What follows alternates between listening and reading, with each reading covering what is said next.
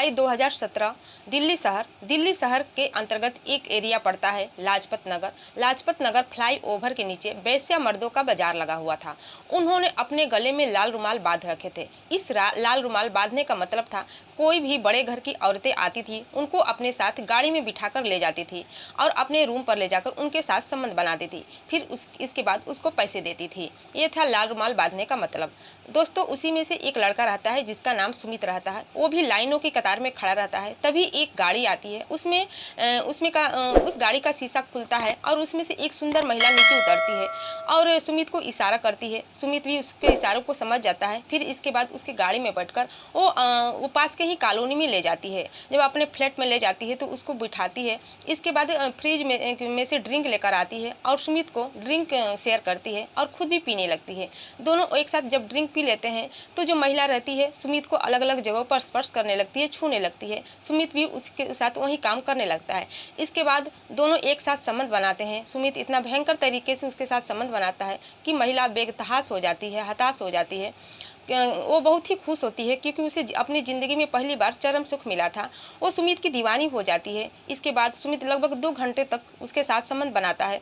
इसके बाद जब वो थक जाता है तो बिस्तर पर लेट जाता है और कुछ देर के बाद वो अपने कपड़े ठीक करके अपना पैसा लेता है और पैसे लेकर जाने को होता है। तभी महिला कहती है कि आप अपना मुझे कॉन्टैक्ट नंबर दे दीजिए, यानी कि जब भी अगर मेरा मन करेगा तो मैं आपको तुरंत कॉल कर लूँगी, डायरेक्ट कॉल करके बुला लूँगी। इसके बाद दोस्तों सुमित उस महिला को अपना नंबर देता है और नंबर देने के बाद चला जाता है। अब जब भी महिला का मन करता संबंध बनाने के लिए वो उसे कॉल कर देती थी। सुमित उसके रूम पर आ जाता था। लगभग ये सिलसिला ऐसे ही चलने लगता है, 1 साल तक चलता है। इसके बाद उन दोनों के बीच कुछ ऐसा होता है जिसे आप इस कहानी में सुनकर आप भी सोचने पर मजबूर हो जाएंगे कि आखिर उन दोनों के बीच ये हुआ तो हुआ कैसे। तो ये कहानी बहुत ही इंटरेस्टिंग कहानी है। आपको इस कहानी को पूरी लास्ट तक जरूर देखना। तो दोस्तों, मैं हूँ ज्योति कुशवाहा और आपका ज्योति वॉइस चैनल में स्वागत है। वीडियो में आगे बढ़ने से पहले आपसे रिक्वेस्ट है कि अगर आप मेरे चैनल पर नए हैं तो वीडियो को लाइक कर दीजिएगा, शेयर करिएगा और चैनल को सब्सक्राइब जरूर कर दीजिएगा ताकि हमारा घटना मैं आपको सुनाने जा रही हूँ ये मधुबनी जिले की है। मधुबनी जिले के एक छोटा सा गांव में एक छोटा सा परिवार रहता था। सुमित अपने पिता और 2 बहनों के साथ रहता था। सुमित के पिता ब्रजेश पास के ही ईंट भट्टे में मुंशीगिरी का काम करते थे और उसमें जो भी उनको पैसा मिलता था वो अपने परिवार का पेट पालते थे। दोनों बहनें पढ़ाई कर रही थी। सुमित पढ़ाई छोड़ चुका था क्योंकि वो आर्मी की तैयारी कर रहा था। 2 बार तो कोशिश किया था लेकिन नाकाम हो गया था, लेकिन तीसरी बार वो नाकाम नहीं होना चाहता था, इसलिए बड़ी शिद्दत के साथ वो कोशिश कर रहा था, दौड़ रहा था, कसरत कर रहा था।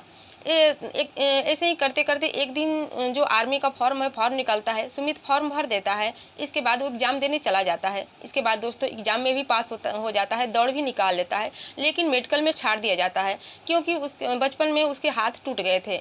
इस तरह वो हताश हो जाता है, निराश हो जाता है। अब वो सोचता है कि कोशिश ही न करूँ। अपने घर आकर अपने माता पिता से बातें बताता है। उसके माता पिता को भी बहुत दुख होता है, सुमित को भी बहुत दुख होता है। ऐसे ही करते करते दोस्तों कुछ दिन बीत जाता है।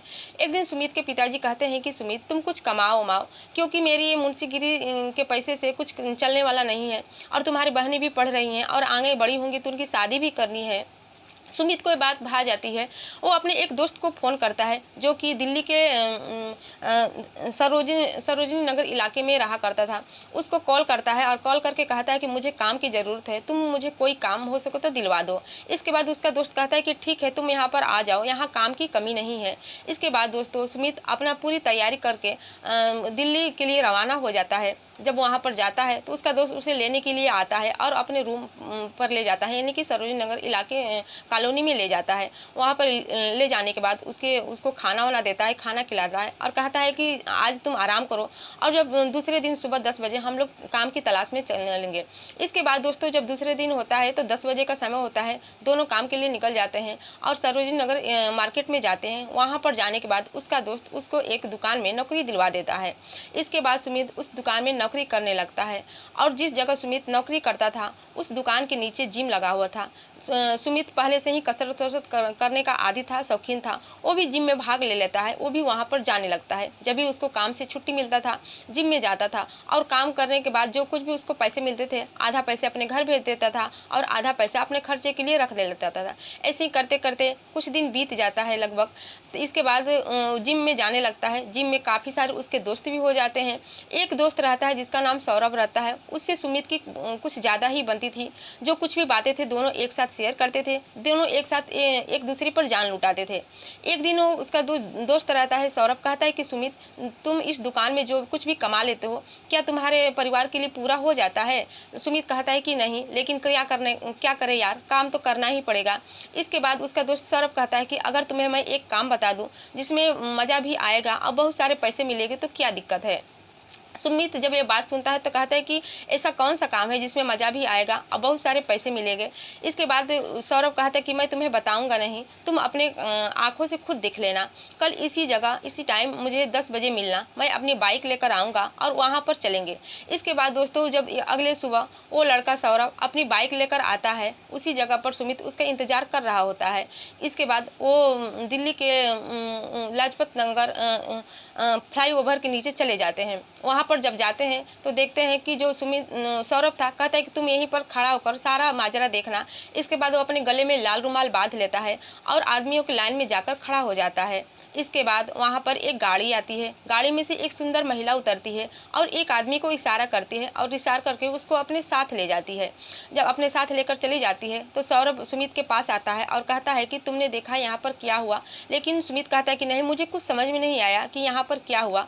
तो वो बताता है कि ये जो गले में लाल रुमाल जो बांधे हैं, दरअसल ये वैश्या मर्द हैं। इनको अमीर घर की औरतें आती हैं और अपने साथ ले जाती हैं, अपने रूम पर ले जाती हैं और इनके साथ शारीरिक संबंध बनाती हैं और इनको मनचाहा पैसे देती हैं। जब ये बात सुमित सुनता है तो परेशान हो जाता है, हैरान हो जाता है। कहते कि नहीं, मुझसे ये काम नहीं होगा, मैं कुछ भी काम कर लूँगा लेकिन ये काम नहीं करूँगा। इसके बाद दोस्तों सौरभ अपने दोस्त को समझाता है कि तुम ये काम करोगे तो तुम्हारे सारे खर्चे दुख मिट जाएंगे, तुम्हारे घर की परेशानियाँ मिट जाएगी, तुम्हारी सारी दिक्कतें मिट जाएगी। इसके बाद जैसे तैसे करके सौरभ सुमित को तैयार कर लेता है। सुमित ये बात काम करने के लिए तैयार हो जाता है और कहता है कि आज से नहीं, अगले दिन से मैं यह काम करूंगा। इसके बाद सौरभ कहता है कि इसमें कौन दिक्कत है, तुम अगले ही दिन से आना। इसके बाद दोस्तों जब दूसरा दिन आता है, दोनों दोस्त वहां पर जाते हैं फ्लाईओवर के नीचे और अपने गले में लाल रुमाल बांध के खड़ा हो जाते हैं।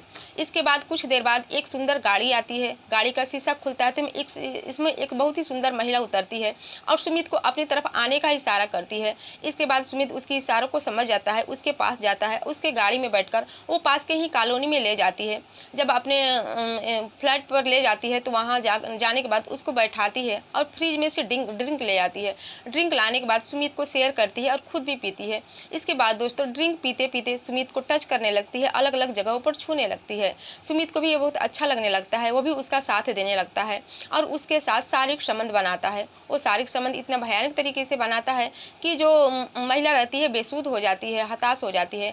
उसे ज़िंदगी में पहली बार इतना ज़्यादा चरम सुख मिला था क्योंकि वो कभी उसे ऐसा नहीं महसूस नहीं हुआ था। वो भी उसका पूरा साथ दे रही थी। अब तो वो सुमित की दीवानी हो चुकी थी। इसके बाद लगभग 2 घंटे तक ये सिलसिला चलता रहता है। अब जब दोनों थक जाते हैं तो बेड पर लेट जाते हैं। थोड़ी देर बाद सुमित अपने कपड़े पहनता है और जाने के लिए तैयार होता है। इसके बाद वो महिला उसको मनचाहा पैसे देती है और कहती है कि आप मुझे अपना कॉन्टेक्ट नंबर दे दीजिए, क्योंकि जब भी मुझे ज़रूरत पड़ेगी मैं आपको सीधा कॉल करके बुला लिया करूँगी। इसके बाद दोस्तों सुमित उसको नंबर देता है और नंबर देने के बाद अपना कपड़ा पहनकर अपने घर चला जाता है। अब जब भी उस महिला को मन करता उसको अपने घर पर बुलाकर उसके साथ संबंध बनाती थी। ऐसे ही करते करते दोस्तों लगभग 6 महीना का समय बीत जाता है। अब धीरे धीरे वो महिला लगभग सुमित को 4 से 5 बार बुला ली होती है। अब धीरे धीरे सुमित से प्यार करने लगी थी, लेकिन अभी अपने प्यार का इजहार नहीं की थी। फिर एक दिन कॉल करके उसको अपने रूम पर बुलाती है। सुमित तुरंत मेट्रो ट्रेन पकड़कर उसके यहाँ आता है। इसके बाद वो महिला कहती है कि आज हम लोग अपनी ज़िंदगी के बारे में बातें करेंगे, तुम अपने बारे में कुछ बताओ, मैं भी अपने बारे में कुछ बताऊंगी। इसके बाद दोस्तों सुमित अपनी पूरी कहानी बताता है, अपनी ज़िंदगी के बारे में बताता है। इसके बाद कहता है कि तुम बताओ, तुम यहाँ पर कैसे, मैंने यहाँ पर क्या कर रही हो। वो महिला कहती है कि मेरा नाम कीर्ति है, मेरी आज से 1 साल पहले शादी हुई थी, लेकिन जब शादी हुई थी तो जो जिससे मेरी शादी हुई थी दरअसल वो आदमी शादीशुदा था। और ये बात जब मुझे पता चली, जब मैं अपनी ससुराल गई, जब मैं वहाँ गई तो मुझे पता चला कि वो आदमी शादीशुदा है। इसके बाद मैंने उसको छोड़ दिया और तलाक ले ली और अपने मम्मी पापा के घर रहने लगी। इसके बाद मैंने पढ़ाई लिखाई की ही थी और यहाँ गुड़गांव में आकर एक मल्टीनेशनल कंपनी में काम करने लगी हूँ। कोई चीज़ की कमी नहीं है, पैसे भी बहुत सारे हैं, लेकिन एक आदमी की ज़रूरत थी जिसे मैंने तुम्हें पा लिया, इसलिए मैंने तुम्हारा सहारा लिया और तुम्हें अपने पास बुलाती रही। जब इतना बात सुमित सुनता है तो इसके बाद दोनों ड्रिंक करने लगते हैं और ड्रिंक करने के बाद दोनों एक दूसरे के आगोश में खो जाते हैं। इसके बाद दोनों शारीरिक संबंध बनाते हैं। शारीरिक संबंध बनाने के बाद सुमित अपने जहाँ रहता था वहाँ पर चला जाता है। इसके बाद दोस्तों ऐसे ही करते करते लगभग 6 महीना का समय और निकल जाता है और इधर जो कीर्ति थी यानी कि वो महिला सुमित से प्यार करने ही लगी थी। एक दिन सोचती कि क्यों ना अपने प्यार का इजहार कर दें, काफ़ी देर न हो जाए। इसके बाद एक होटल में जाती है, वहाँ पर सुमित को कॉल करती है और कॉल करके कहती है कि तुम यहाँ पर आ जाओ, मुझे तुम्हें अपने दिल की बात बतानी है। सुमित जब यह बात सुनता है तो वो भी खुश हो जाता है। वो तुरंत मेट्रो पकड़कर वहाँ उस होटल में चला जाता है जहाँ पर कीर्ति उसका इंतजार कर रही होती है। इसके बाद दोस्तों जब वहाँ पर जाता है, कीर्ति उसका हाथ पकड़ लेती है और कहती है कि सुमित, मैं तुमसे बहुत प्यार करती हूँ और तुम्हारे ही साथ अपनी ज़िंदगी बिताना चाहती हूँ। इसके बाद सुमित जब ये बात सुनता है तो वो भी खुश हो जाता है। कहता है कि मैं भी तुमसे प्यार करता था, लेकिन ये बात पहले कभी नहीं कही थी क्योंकि मुझे डर लग रहा था। इसके बाद दोनों कहते हैं कि जब हम दोनों एक साथ शादी करना चाहते हैं तो अपने अपने परिवार से इस बारे में बात करें। इसके बाद दोस्तों सुमित और कीर्ति अपने अपने परिवार में अपने प्यार की कहानी को बताते हैं। दोनों जो उनके परिवार रहते हैं दोनों एक साथ आकर बैठकर बातें करते हैं। इसके बाद दोनों की शादी तय हो जाती है। शादी तय हो जाने के बाद दोनों की शादी भी हो जाती है। जब शादी हो जाती है तो उनकी ज़िंदगी अच्छी खासी गुजरने लगती है। उनकी शादी की हुए लगभग 6 साल हो गया है।